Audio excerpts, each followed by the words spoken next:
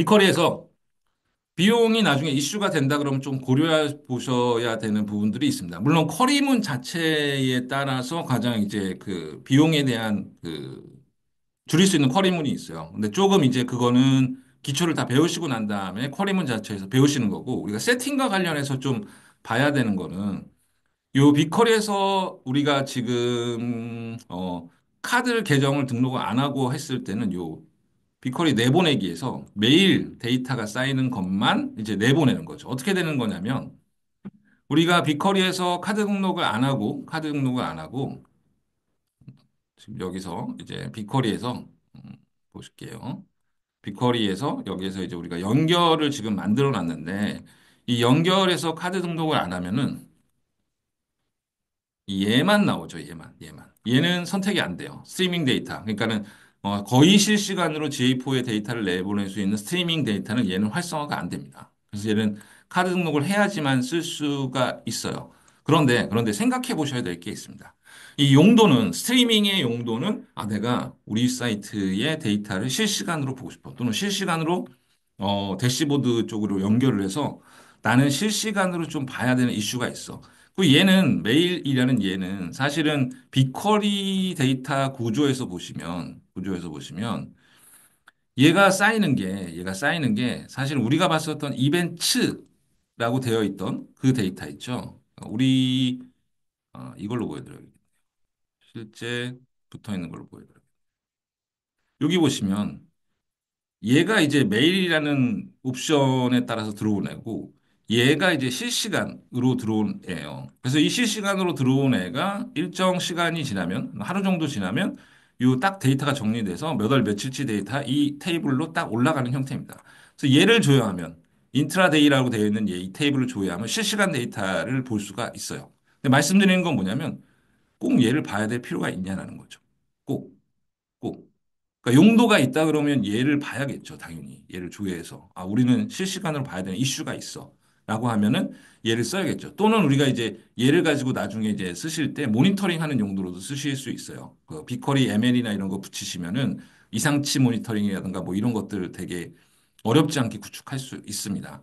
그래서 그런 용도가 있다 그러면 사실 쓰지만 그렇지 않다 그러면 괜히 비용이 나가는데 얘를 쓸 필요가 있냐? 얘를 해지해 놓고 그냥 얘는 안 쓰고 그 메일이라고 하는 우리가 이벤트 테이블로 들어오게 되는 얘만 가지고도 충분히 분석을 할 수 있다 그러면 굳이 쓸 필요가 없다라는 게 이제 한 가지고 또 하나는 뭐냐면 필요 없는 이벤트를 제외할 수가 있습니다. 필요 없는 이벤트.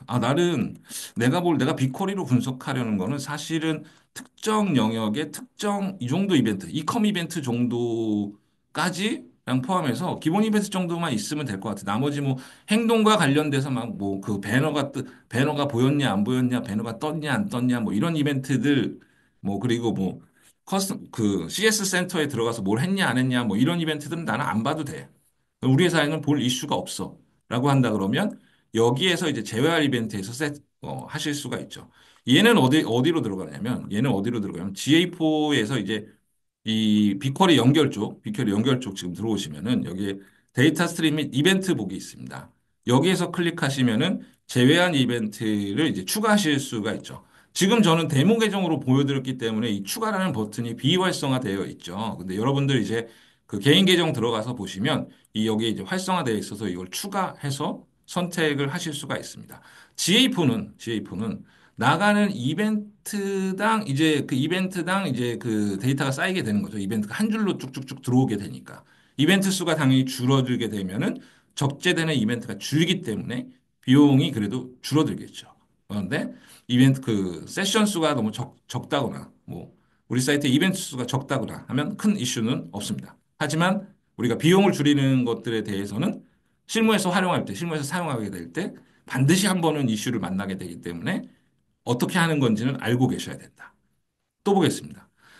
그리고 보시면 이 가끔 그럴 때 있습니다. 가끔 내가 계속 커리를 돌리면서 실무에서 이제 덜덜덜덜 하는데 막 이제 오늘 엄청 데이터를 빨리 뽑아야 되는 이슈가 생겼어요. 그래서 모르겠다 빨리 하고 빨리 집에 가야지 하고 덜덜덜 돌렸는데 어 허리문을 짜가지고 돌렸는데 어 여기를 안 봤어요. 예를 들면은. 여기 얼마나 나오는지를, 여기를 얼마나 나오는지를 안 봤어요. 근데 여기에, 그 쿼리문의 이상에서 여기가 뭐 예를 들면은 한 24 테라바이트라고 떴어요.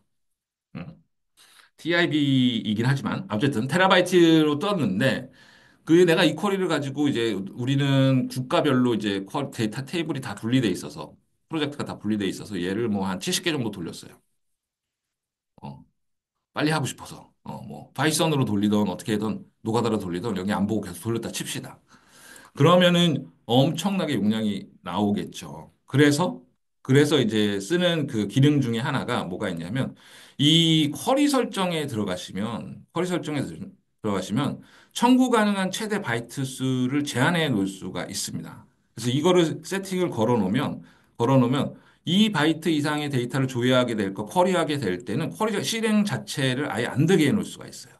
안 되게 해놓을 수가 있습니다. 그래서 요거를 하나 좀 더 기억을 하나 해두시면 되고, 뭐 사실 가장 확실한 방법은 이 쿼리 설정 들어가셔서 제한 걸어 놓는 게 요 청구 가능한 바이트 수를 세팅을 해 놓는 게 사실은 가장 좀 확실한 방법이긴 합니다. 그래서 얘는 어디에 가면 있냐? 저는 작게 해놨기 때문에 아까는 더보기가 보였지만 더보기 지금 여기서 이제 이런 식으로 이제 열면 이 점 세 개 누르셔서 우리가 흔히 얘기하는 이 뭐 햄버거 메뉴라고도 부르고 뭐 무슨 메뉴라고 부르는데 여기를 누르셔서 점 세 개 들어가면 쿼리 설정이라는 게 있습니다. 쿼리 설정. 이 쿼리 설정에 들어가셔가지고 여기에 보시면 고급 옵션이 있습니다. 하단부에 고급 옵션 하단부에 있습니다. 고급 옵션 확장시켜 보시면 여기에 있어요. 청구 가능한 최대 바이트. 이제 여기에다가 입력을 해 놓으시면은 이제 되는 거죠. 그래서 보시면 설명이 이렇게 나옵니다. 이 쿼리를 청구의 바이트를 제한하고 만약에 이 쿼리를 한도를 초과하면은 그 쿼리가 실패한다. 요금이 청구되지 않는다. 이렇게 나오죠. 그래서 요 기능까지를 여러분들이 인지를 하고 계시면 조금 이제 쿼리에 대한 그 한도가 높아지는 이제 그 쿼리를 돌리셔도 좀 안전장치를 걸고 할 수 있다 정도로 여러분들이 꼭 빅쿼리를 기본적으로 이제 회사에서 사용하실 때는 알고 계셔야 됩니다. 왜냐하면 이게 한 번씩 사고가 터지기 때문에 말씀을 드리는 거예요. 같이 이제 빅쿼리를 쓰는 사람들이 많아지면 많아질수록 또는 이제 내가 처음에 빅쿼리를 회사에서 다룰 때 한 번 정도는 이 비용 때문에 사고가 터지는 일들이 좀 있어서 그것들을 좀 유념해 주시고 비용은 항상 가서 모니터링 자주 하고 그다음에 장치적으로 이제 비용이 너무 많이 안 나오게 하는 것들을 좀 쓰시는 게 좋습니다. 쓰시는 분들 얘기 들어보면은 이전부터 이제 그 DB 쪽 하셨던 분들 뭐 이제 분석하셨던 분들 얘기 들어보면 빅커리가 너무 좋다라고 말씀하시는 분들도 꽤 있으세요. 왜냐하면, 야, 이 정도로 할 수 있는데 이 정도 비용으로 내가 그냥 가입 정도만 하고 연결 정도만 하면 쓸 수 있다라고 하는 분들이, 이제 좀 오래 하신 분들은 많습니다. 근데 처음에 하시는 분들은, 아, 지금 복잡하고, 지금 비용도 뭐 싸다더니 이 정도 비용도 그냥 엄청 많이 나올 수도 있는 거고, 이렇게 얘기하시는데, 오늘 말씀드린 몇 가지 부분을 가지고 꼭 좀 적용을 하셔가지고, 실무에 가서 하실 때 불상사가 발생하지 않는 그런 케이스가 발생하지 않았으면 좋겠습니다. 네. 여기까지가 일단은 그거고 우리 실제로 이제 쿼리할 때 몇 가지 아주 기본적인 것만 이제 실무에 가서 하지 말아야 되는 거, 하지 말아야 된다는 거 한번 보겠습니다. 뭐 당연한 얘기겠지만 셀렉트 모든 것 프롬 이거 하시면 안 되겠죠, 가서. 우리 흔히 이제 실수하는 게 DB 이제 받고 나서 이게 GA4가 됐던 뭐 다른 테이블이 됐던 보통은 이제 가서 GA4랑 다른 테이블도 보시게 될 텐데 이 어, 테이블 어떻게 생겼는지, 컬럼감 어떤 건지를 보기 위해서 그냥 습관적으로 셀렉트 모든 거 프롬 해서 이제 하시는 분들 있어요. 아, 리미트 걸면 되지. 리미트 1000 걸고 그냥 보면 되지. 라고 하시는 분이 있는데, 빅쿼리는 전에 말씀드린 것처럼 이 컬럼 기준으로 조회하기 때문에, 그러니까 여러분들이 우리가 흔히 생각하는 일반적인 DB는 행 기준으로, 아, 1000개만 볼래요? 딱 이렇게 잘라보면, 아, 이게 끝까지 다 안 보니까 비용이 얼마 안 들잖아. 라고 생각하시는데, 아니요. 모든 것 하면 이 모든 컬럼의 모든 행 끝까지 있는 거를 빅쿼리는 스캔하는 방식이에요. 그래서 절대 비용이 줄어들지 않습니다. 비용이 줄어들지 않아요. 그냥 우리가 보는 게 리미트 걸어서 보는 거지. 그래서 얘를 쓰는 게 아니라 이제 지금은 우리가 GA4만 다루고 있지만 나중에 가서 이제 다른 DB를 다루시게 될 때는 얘를 셀렉트 모든 거 프롬으로 보는 게 아니라 우리 미리 보기 있죠. 미리 보기. 그래서 습관적으로 미리 보기 들어가서 컬럼 값들이나 이 데이터가 들어가 있는 샘플들 같은 것들을 확인하시는 거를 습관을 들이시는 게 좋습니다. 나는 그냥 우리 그 로컬에서 SQL 좀 배워가지고 셀렉트 모든 거 프롬으로 그냥 많이 확인했었는데요. 비커리는 이렇게 하시면은 권장드리진 않아요. DB가 작으면 뭐 크게 무리는 없지만 권장드리지 않는 방법이고 습관을 잘못 들이면 나중에 한번 사고 칩니다. 그래서 조심하셔야 된다라는 거고. 두 번째는 뭐냐면 흔히 많이 하는 실수. 흔히 많이 하는 실수. 이제 조금 빅쿼리를 배워요. 그러면 이제 우리 르커 스튜디오랑 연결해서 이제 GA 테이블을 연결해서 이제 쓸 때가 있습니다. 이렇게 쓸 때 이제 가장 많이 하는 게 뭐냐면 이 빅쿼리 연결하면서 이 커스텀 쿼리라고 해서 빅쿼리에서 바로 쿼리를 넣어서 이렇게 날려서 테이블하고 연결해 놓을 수가 있습니다. 어디냐면 지금 영어로 돼 있어서 조금 헷갈리실 수가 있는데 잠깐 우리 보고 넘어가면 잠깐 보고 넘어가면 루커 스튜디오 잠깐 보고 넘어가면 우리가 그냥 클릭 정도만 하면 빅쿼리를 연결을 할 수가 있어요. 그래서 루커 스튜디오를 쓰면은 루커 스튜디오가 엄청 좋은 건 아니지만, 시각화를 그래도 무료이기 때문에 시각화를 할 수가 있는데, 하실 때 이제 그 빅쿼리를 선택을 하고 이렇게 넘어가게 됩니다. 그래서 예를 들면 이런 식으로 제가 그냥 대충 해볼게요. 이걸 보려는 게 아니기 때문에. 이런 식으로 해서 이제 쭉쭉쭉쭉 넘어가게 돼요. 그래서 뭐 이런 식으로 이렇게 가게 되는데 얘를 그냥 이렇게 붙여 놓게 되면은 사실은 우리가 그냥 이 GA4에 있는 데이터 중에 볼 수 있는 데이터만 꺼져서 볼 수 있는데 여기에 보시면 맞춤 검색어라고 우리 아까 봤었던 영어로 봤었던 커스텀 쿼리라고 되는 부분이 있어요. 얘를 눌러서 하시면 이 얘는 어떻게 되냐면 얘는 여기서 맞춤 쿼리를 입력해서 바로 이제 그 테이블로 연결해서 여기서 대시보드에서 구현을 할 수가 있습니다. 루커 스튜디오에서. 그래서 요것도 많이 소개가 되어 있어서 이 방법으로 많이 쓰세요.